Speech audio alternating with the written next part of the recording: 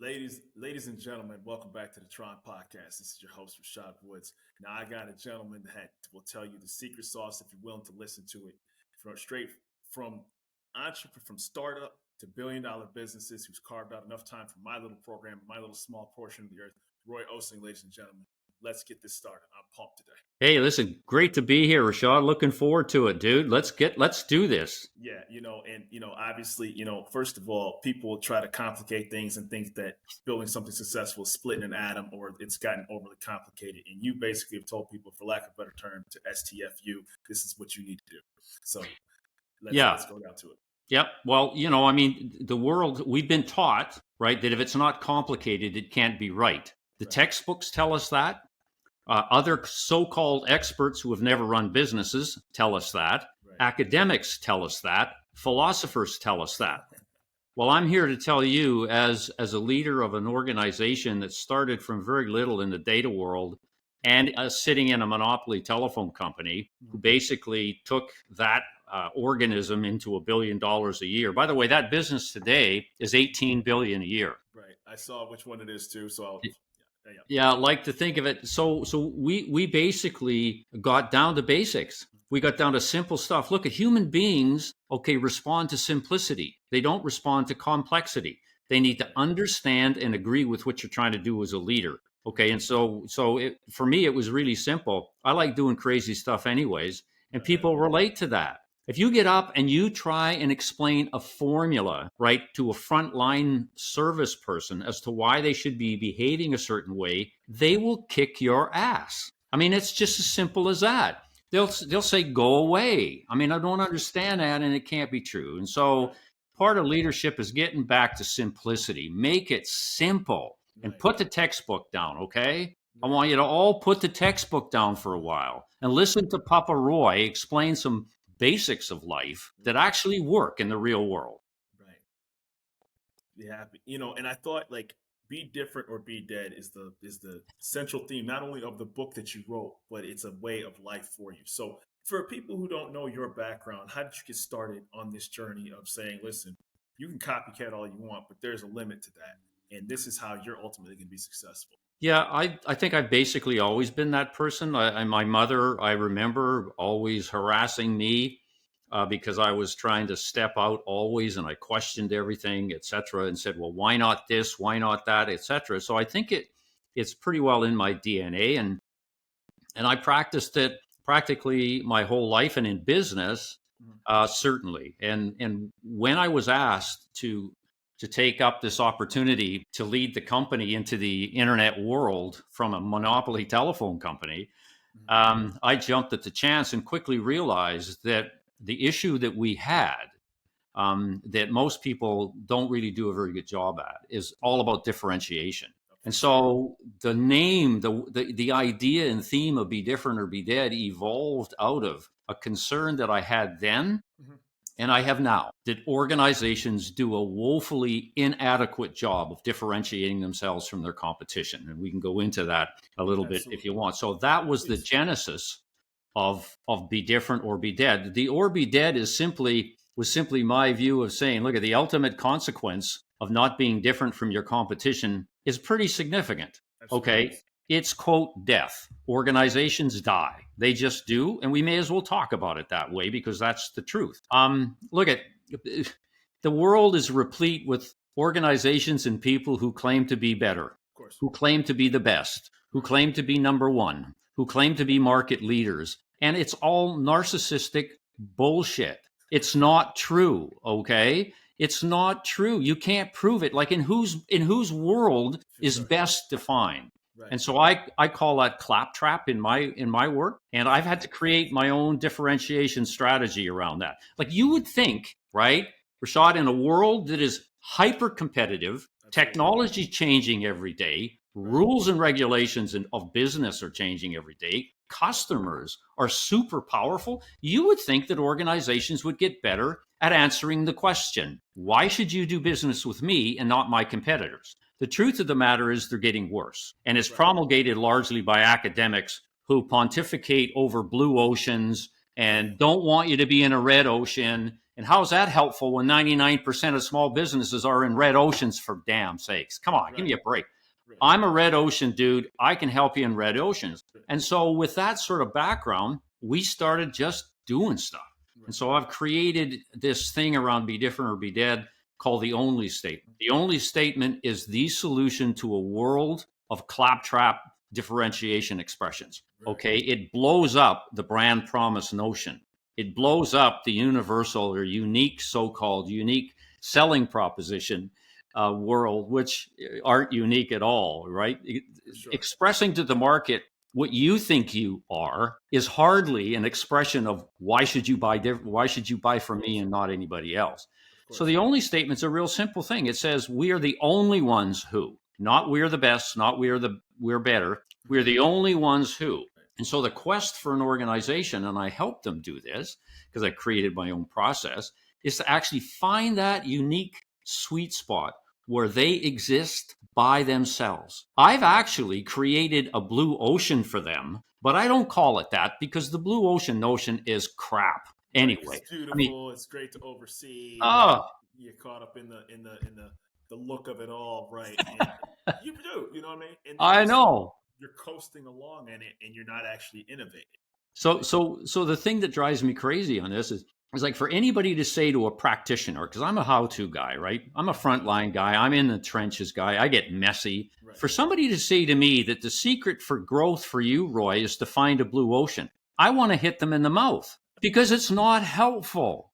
I Right. want somebody like me who exists in red oceans, okay, with hungry competitors, powerful customers, ridiculous regulators, and nevertheless, notwithstanding all that, have succeeded. I want to listen to those people.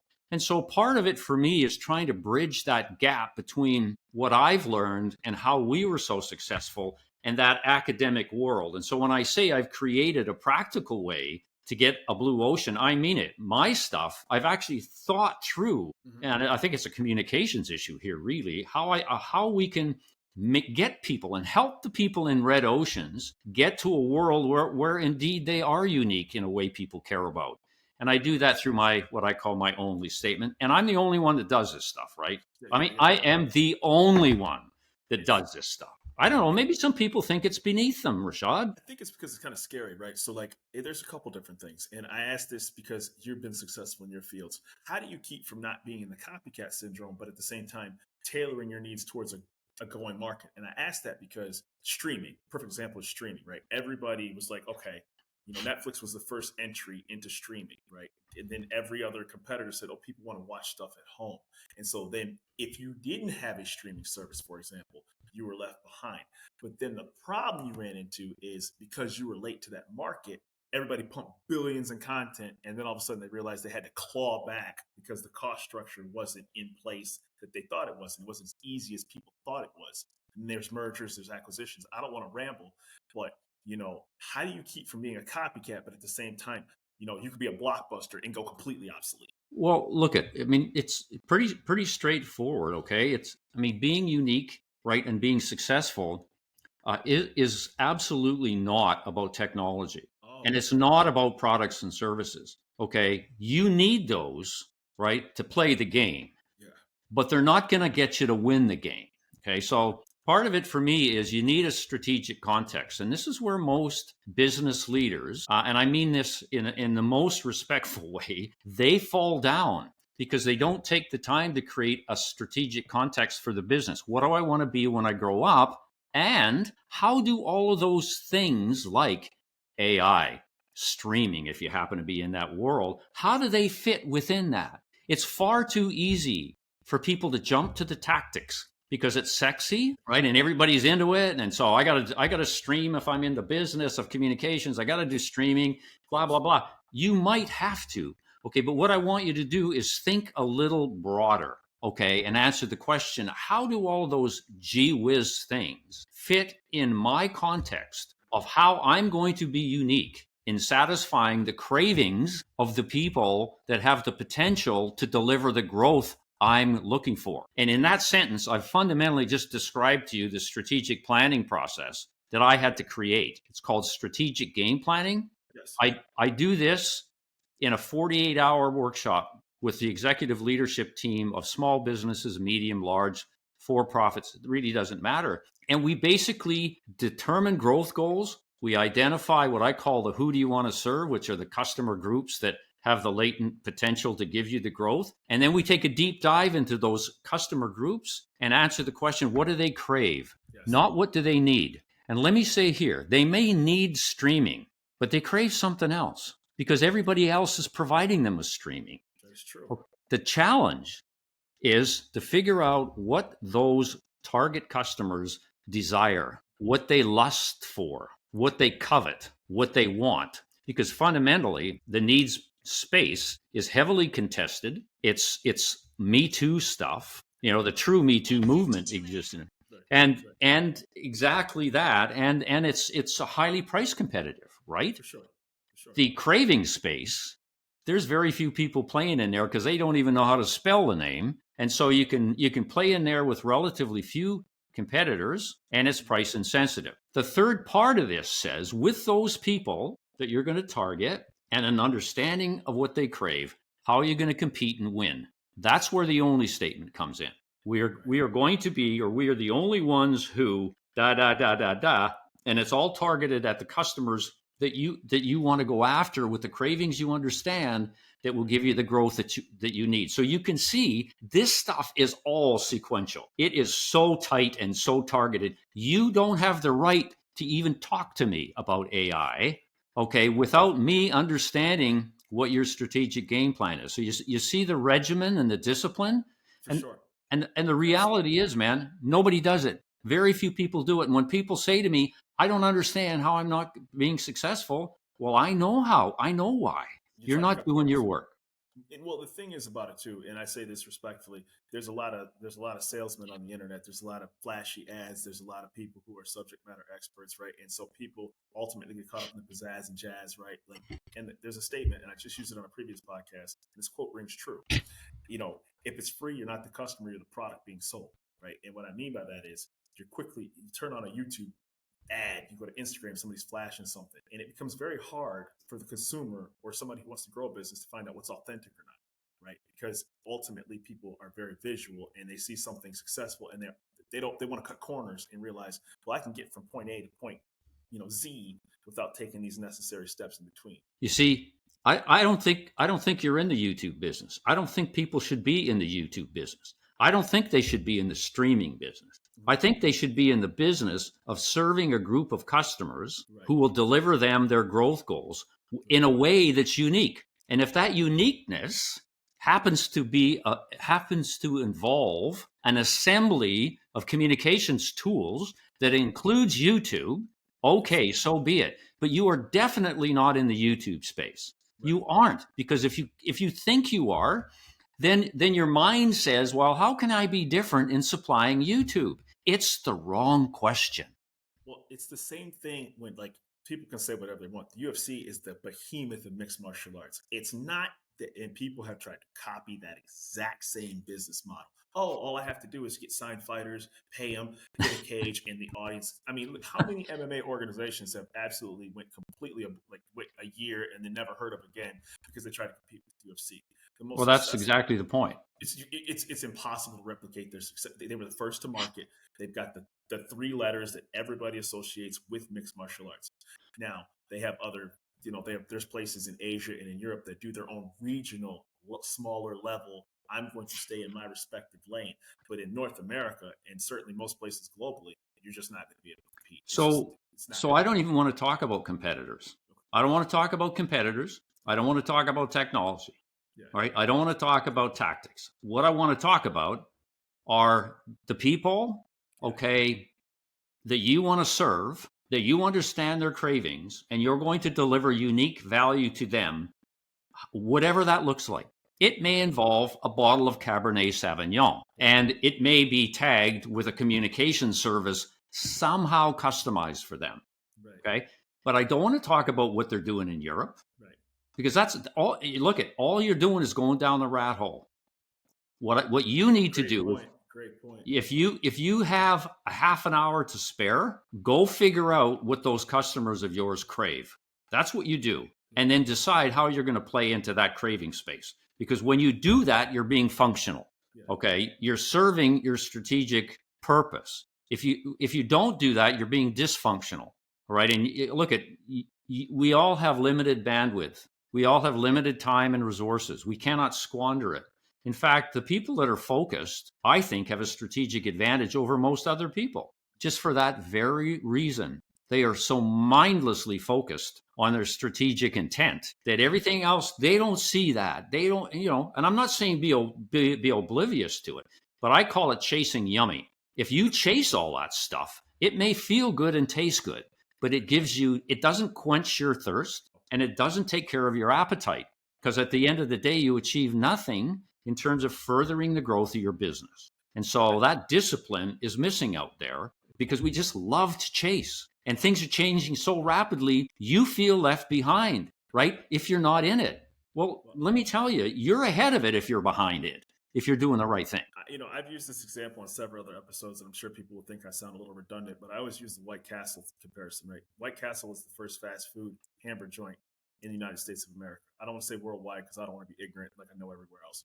But the way that they've survived all these years is they knew their lane, and they never tried to go the McDonald's route and be the Happy Meal, be the conglomerate. And they're still family owned. They never franchise, and they're offered in stores in the U.S., like at your Kroger's and at your Myers. But they survived all of these things because they served their specific customer set that knew that what they were getting with White Castle, and they never, for lack of a better term, pulled an Icarus and shot too close to the sun and then burned themselves up in the process. So while all these companies tried to imitate, McDonald's and got to get the toys and all these other things, they were like, this is what we do, and they could be around the corner from a McDonald's, but they focused on their core customer base, and that's what you specialize in. Well, that's it. I mean, that's it in a nutshell. You asked the question earlier, how can you create? Okay, how can you not copy? I call it gargling Google. Like, the world gargles Google, and now it's getting worse with ChatGPT, by the way. It's been exacerbated. But you do that by actually creating the strategy process that you and I have just been discussing. It forces you to not ask the question, well, what are they doing? What's working for them? And I think I'll try and copy that. I mean, that is a definition of insanity. Right. To actually believe that what works for somebody else will work as effectively for you as it does for them. I mean, the premise is all screwed up anyways. I mean, but the experts in benchmarking and best in class, and if you think I'm being sarcastic, you're reading me absolutely right. Those idiots, okay, are infecting the minds and souls of pretty decent people who actually want to have a business that they can exit at some point in time and retire on. For sure. Okay, what they should be listening to are people such as myself, okay, that understand what growth is and that you need to create, not copy. And that's where the world starts. It's hard. Okay, copying is easy. It's lazy. It's lazy marketing. It's lazy everything. Right. To actually be able to create needs a whole lot of energy, but it can be done. It can be done through people who have had success achieving levels of high performance. Those are the people you want to talk to. Okay, and you will never find, if you had a conversation today with Lady Gaga, you would never hear her say, well, I copied what Taylor Swift is doing, blah, blah, blah, blah, Give me a break. I'm sorry, man. It just drives me crazy. The world is just fun. Gaga is the most original thing out there. Right. And if you've read, I'm a kind of student of hers. Yeah. And she is the most absolute magnificent example of rule breakers, disruptors, serving fans. Hell, she's named her fans, the little monsters, for God's sakes. And back in my day, the Grateful Dead, their fan base was called the Deadheads. Maybe I should call my fans to be different or be Deadheads. What do you think? I think that's a start. What I got, one question I got for you is, how were you received in that circle of the MBA, the academia world, where people have to overanalyze and psychobabble things, right? And I say that respectfully because, hey, to each his own, whatever you accomplish, right? So, but like, how do you basically say, like, listen, dude, break it down to basics, know your customer base, find out what they crave, and then target that and master that particular lane? But people want to have these big meetings for 25 hours about topic after topic. Yeah, very good question. Yeah, yeah, I'm laughing because I've had some interesting I'm experiences sure you have. with that group of people. I mean, it's starting with something really simple. It used to be 100 years ago that I was a regular invite to the MBA graduate program of the University of British Columbia because I'm in Vancouver, Canada. Vancouver's beautiful, by the way. I went on the Thank you. Capilano Suspension Bridge 2 years ago. Oh man, I can't do that. I can't look down. Couldn't Oh, help it. I had to do it, man. I had to do it.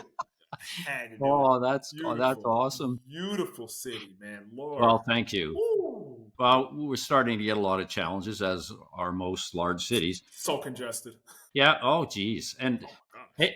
anyways, so I was on this kind of like regular speaking circuit, and of course, what I noticed all of a sudden was that the number of invitations that was getting were sort of on the decline.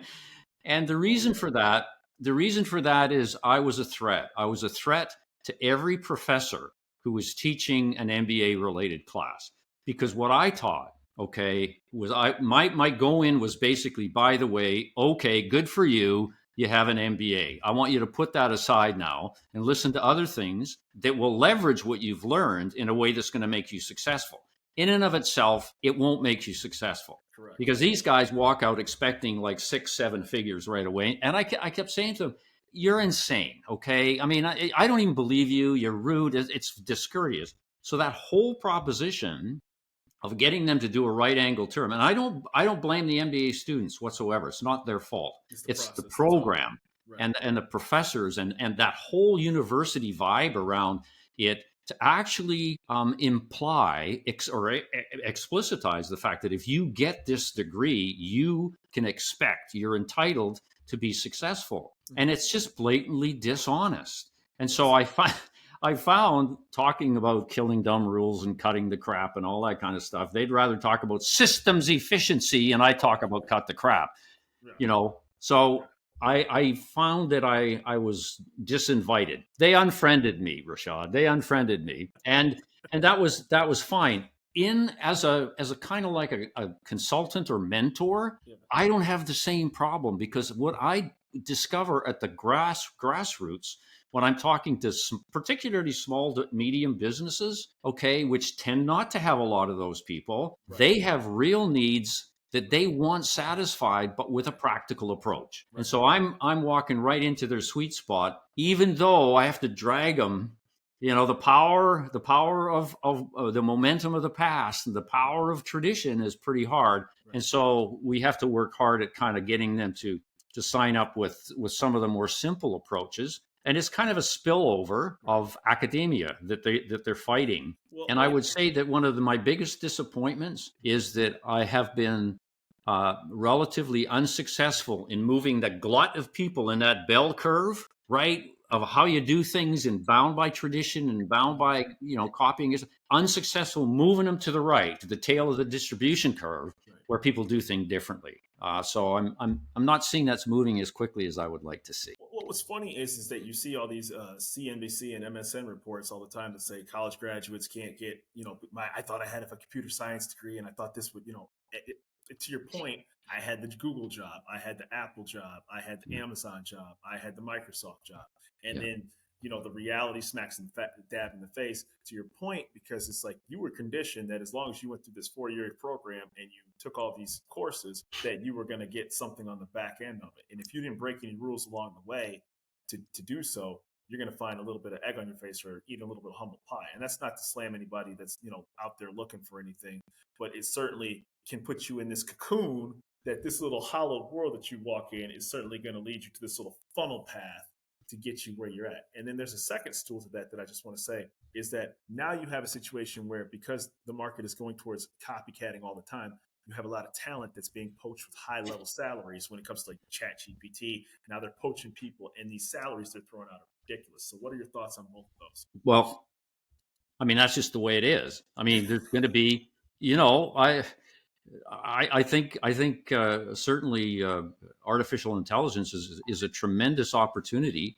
Right. for us all, as long as it's used the right way. Mhm. And for me, it's not always that way. It's used as an easy copycat tool. Yes. And again, I mean, I mean, when a name of a business becomes just a normal part of the language, then you're in trouble. Okay, Google is that word, and it will become something else. It'll be bots and everything else. And so, for people who want to be original, who want to do something special, okay, for themselves or hopefully for somebody else, Right. that's going to be a real challenge to break out.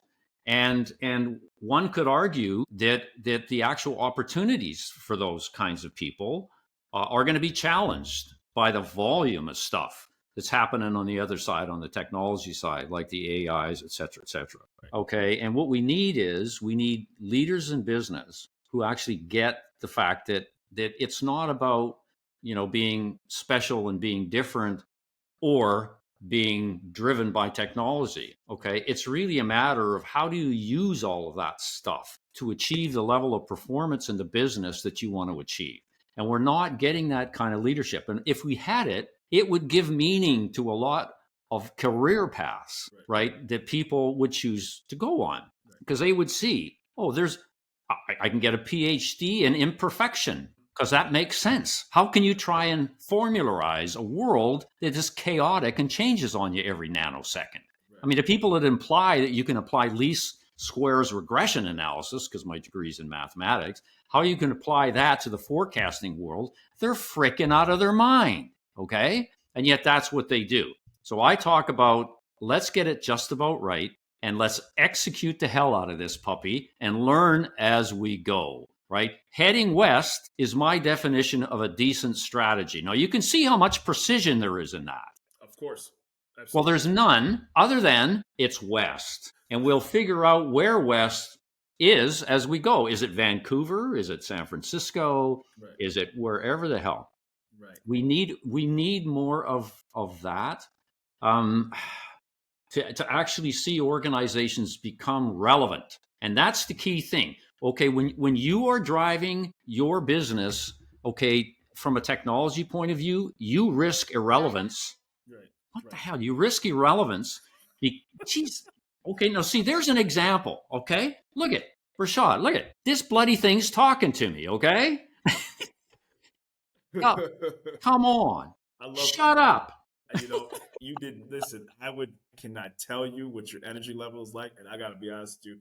I don't want to derail anything, but that was the funniest thing I've seen in a long time. Because I'm thinking like it's my mind talking to me, real talk. You know, what I mean? Like I'm like, dang, am I interrupting Oh, him? But I don't know. when you talk I about don't. cravings, I just want to say this real quick, right? It's like the NFL. You know why they can put themselves on Peacock, on Netflix, on YouTube, on CBS, on ABC, on ESPN? Because they know you're going to pay for it. They know 150% you're going to pay for it. So they're like, Yeah. okay, you can piss and moan all you want that we're on 6 different streaming services and on Thursday night and on Monday night and taking up all your Sunday and Saturday night games. But you know what? What's going to happen? You're going to subscribe to all 6 services. Yeah. That's it. Yeah. Point blank, period. Because you crave your September to February. So deal with it. And you know what people are going to do? They're going to shut the hell up and they're going to do it. They really Yep. will. That's Yep. how big a behemoth that service is. Yep. Yep. Yep. Well, that kind of describes the nature of the challenge that many businesses have. They get to a certain point and they go, "Whoops." I mean, as soon as you look at your business and your markets differently, if you start to say they're really not markets, they're a whole bunch of individual human beings. As soon as you start to look at the world that way, it changes. Okay. Right. In other words, your relevance to that Mm-hmm. starts to change, and that's what's supposed to happen, because in order to affect the change in relevance, you have to do things differently.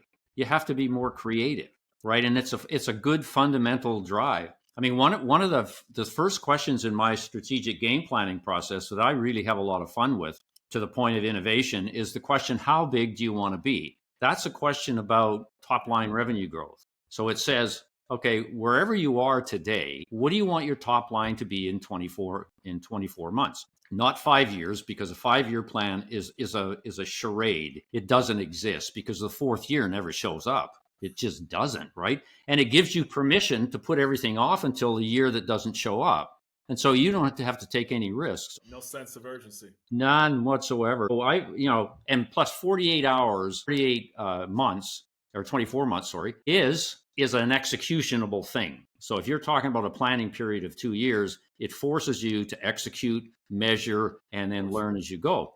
Right. So I have fun with clients because they're not used to the question, how big do you want to be? They say, well, how do we calculate that? And I say, you Right. don't. Right. It's a declaration of intent Yes. without having any idea. And this will drive the academics crazy when I say this, without any idea how you're going to achieve it. Yeah.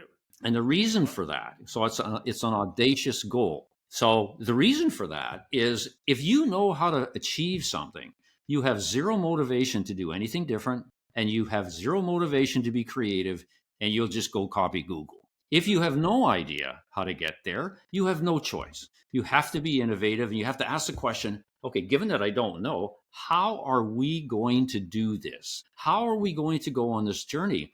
And it forces you to be creative and motivational. And when I do these 48-hour planning sessions with particularly small to medium business, you would not believe the transformation of the people in the room when we are actually going through the process that starts out with them perspiring over the fact that they've signed up for a revenue goal that they have no idea how they're going to achieve. And I keep saying to them, look, if you're not sweating, the number's not big enough. That's it, right? And the CEO is going apoplectic because, I mean, he's been taught to do numbers and that through the MBA school. Forecasted, projectings, and all Oh this other God, stuff. yes. Oh, and I'm going. Oh, I mean, Jesus. Yeah. So, but it's a wonderful way to get at it, right? It's just a little gimmick, and at the end of the day, they're all converts. They Mm-hmm. believe in it, and the cool thing, if you follow up with these guys on a regular basis, you discover how amazing they are at executing a strategy that's imperfect, right? It's not even clear. It's just kind of like vague, and it's like an amoeba to a degree. Right. But it has to be because the world won't let you be pure, won't let you be clear. And I think one of the things is that when there's an established business model, it's kind of like, back to the Netflix situation where, people will go to the movie theater. We have to have them sit down. They started out as a distributor of other people's content and they weren't a threat to the established players. And then Yeah. they realized, you know what, we're going to create our own content. And then what people thought was when Disney pulled off all of their stuff off of Netflix, Netflix would suffer a blow. Netflix is still the leader in the market in streaming because they were there first, because they dared to be different, because they're like, okay, well, with all due respect to Disney, we can be fine without Disney. We have enough of our own momentum engineers and software. But I will say this as a brief note, they had to pivot themselves when they realized that they had to put advertisements on their platform because there was revenue missing by not doing ads on them. Yeah. So being different doesn't also mean that you don't have innovation or changes that take place in your current business model. Nobody dropped Netflix because they put ads on there. Now people just deal with it. I do. Well, it forces it if you have a be different mindset and sort of have a little bit of it running through your arteries and your veins, it does beg the question. Like I always find myself whenever I'm sort of challenged by anything to do, it's always how can I do this differently? Right. That's my lens. Right. Okay, I never ever go to Google unless, of course, it's a pedantic thing that says, where should I buy such and such? Right. So Understand. if it's like it has no significance to my overall life, then I'll use it. And my wife's crazy about using it, drives me nuts. I gotta what what they should do, Google should create a block for people like me who want my wife not to have access to it.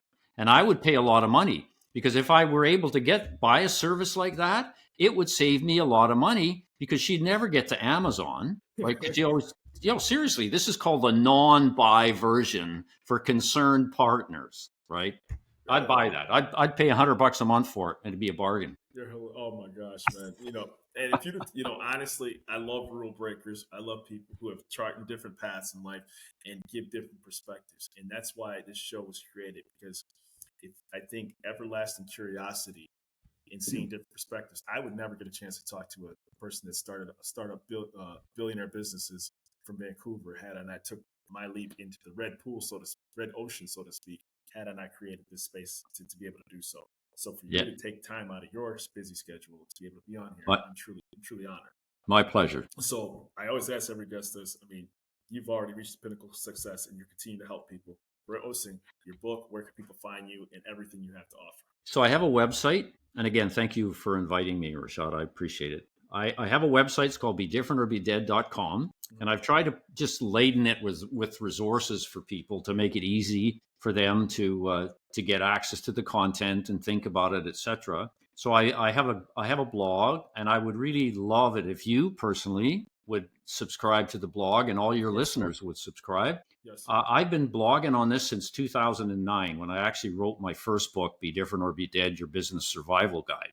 And so I'm blogging every week. And I blog a lot because I talk about the content in different ways, recognizing that people learn differently. And it's just certain kinds of language triggers some people and not others. And so, and plus I love it. I mean, and I'm learning about my stuff more and more as I talk about it and as I apply it in the real world, trying to help businesses kind of like grow. So check out the blog. There's a books page. I've written 7 books around this. 5 of them are ebooks, and so they're kind of like slivers that go into marketing and careers and customer service and stuff like that. And there's a podcast on my homepage called Audacious Moves to a Billion. So I've actually created my own podcast, not like the one you and I are doing, because what it is, it's a podcast based on reposting my stuff. I've done over 120 some odd, and with permission from the hosts, I actually at some point feature it along with the host, feature it on my website. So if you look at my website, bedifferentorbedead.com now, you'll see Audacious Moves to a Billion players sitting there with my skull and redness. I've seen that. That was dope. Yeah. And there's a quiz. And it jumps out at you immediately when I visited the website, too. Oh, good. You know what I mean? Oh, good. So everything about your personality and your vibe and your audaciousness and dareness to be different immediately stood out to me, right? Because too often, just briefly, people have this box when it comes to how, business or to market has to operate. We have to test it. We have to product, develop it. And those things have their validity for certain features that require safety and food consumption and all those other things. I'm not dismissing that. But sometimes you just have to shoot the basketball. Absolutely. You know what I mean? Sometimes you just got to shoot the basketball, man. You know what I mean? And that's well, just the truth. I mean, I loved what Michael Jordan said in the day. You have no idea how many basketball games I've lost. Yep. He kept shooting and shooting. He remembered all the game winners he missed. I know. Right? Tom Brady remembers the 3 Super Bowls he lost, and you're like, you won 7. I know. But you know what? The education system teaches people not to fail. Yes, that is very true. Okay, and so there's this line of sight thing, right, that I have a problem with. If you want the world to be creative, if you want the world to be free and to be caring, okay, et cetera, then you have to line up every aspect of your society, including the academic system, to actually deliver that. You can't say be creative and yet punish people when they try something different and they stumble. I mean, bad leaders do that. We've all seen them. I've had them. Yeah. Okay, try this, but don't fail. Right. Well, I used to have in my organization, as part of my direct reports performance plan, the number of failures. Okay, we'd start out the year. I said, okay, I want at least 3 failures a month. Okay, that's 36 failures. Oh, wow. Right? And at the end of the year, I'd say, well, how many times did you fail? Now, the only caveat was you could never make the same mistake twice. I didn't mind you taking a mistake once, but if you didn't learn from it, shame on you, and I'm going to whack you in the side of the head, right? That's just the way that's going to happen. Part of the meeting, it would be, Rashad, okay, you signed up for 36 failures. You only got 25. What the hell were you doing? Coasting. Yeah, no, you were Googling, dude. That's the problem. Right. Imitating.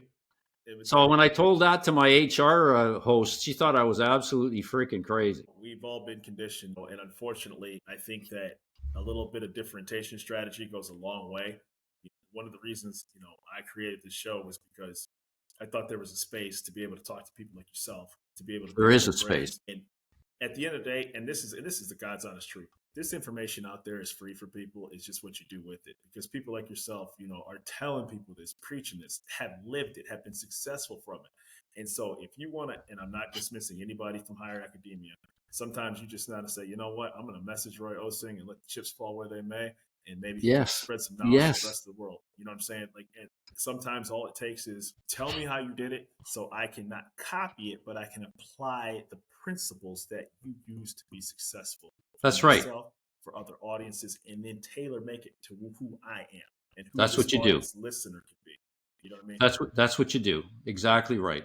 The basic principles are so different than what people are being taught that it's Right, okay to line up with that principle and now try and figure out how to make it work for you. right, Right. So you can morph it, you can squeeze it, hmm, whatever you want to do, right, and have a go. That's the other thing I didn't say. I have an email, it's roy.osing@gmail.com. hmm, And I really encourage people to do exactly what you just said. Reach out to me. And it's funny, I enjoy this. I do have people doing that, and they'll send me their draft only statement, and they'll say, "Hey Roy, I heard you on the blah blah podcast. Here's my only statement. What do you think?" And so we just do a one-on-one for a few weeks in some cases, and yeah. and I help them along, and I feel good, and they get something out of it. Well, brother, And by the end of it, I've also had taken the opportunity to kind of inject some other might be different or be dead juice. it's a SOP. You know, it's a lonely path, and you better be prepared. You know, it's better to be laughed at and for being different. What's that saying? You laugh at me because I'm different. I laugh at you because you're all the same. So, you know, Yep, there you go. Roy Osing on the T.R.O.N podcast, the randomness of nothing. And this is not about nothing on this particular topic. It's about something that you create for yourself. So I appreciate very much for your time, sir. Thanks for having me. I appreciate it. Yep. Take it easy, brother. You bet. You bet.